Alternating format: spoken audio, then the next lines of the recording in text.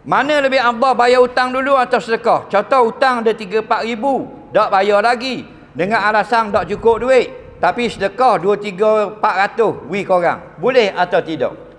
Dengar baik-baik. Kalau kita berhutang orang, boleh tak kita sedekah? Jawabnya kena faham dulu gini. Bayar hutang itu wajib atau sunat? Bila wajib? 2 syarat bayar hutang jadi wajib. Tak ada 2 syarat ni, tak wajib. Nombor 1, siapa tarikh yang dijanjikan bersama. Yang kedua, pada tarikh yang dijanjikan kita ada harta. Jadi ada 2 syarat ni, kita tak bayar juga, berdosa. Jelas lagi. Jadi kalau esok Jumaat kita janji bayar hutang Jumaat esok, malam ni wajib tak bayar? Tak lagi. Kerana malam kita janji siang lepas sembahyang Jumaat, malam ni sunat bayar. Sebelum tarikh yang dijanjikan, sunat bayar. Faham? Jadi kalau kita nak sedekah, boleh. Belum sampai masa bayar hutang, sedekah. Jangan sedekah yang menggugat pembayaran hutang. Ni sedekah sekali nak bayar hutang, tak piti. Tak boleh. Faham?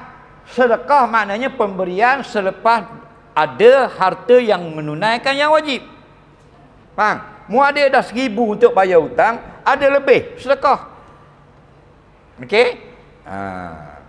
Ataupun hari ni sedekah, bayar hutang bulan depan, bulan 6. Tak apa, sedekahlah. Bulan 6 baru wajib bayar. Bukan bila kita berhutang tak boleh sedekah langsung. Yang tak boleh maknanya sedekah kita sampai masa bayar hutang tidak dibayar, tapi kita pergi bersedekah, maka haram. Apa yang haram? Bukan sedekah tu haram, tak bayar hutang haram. Kerajaan beri tanah untuk tanam sawit, seorang seka, kena mohon atas nama tanam sawit, kerajaan beri. Jadi tanam getah haram dalam kitab fiqh kata.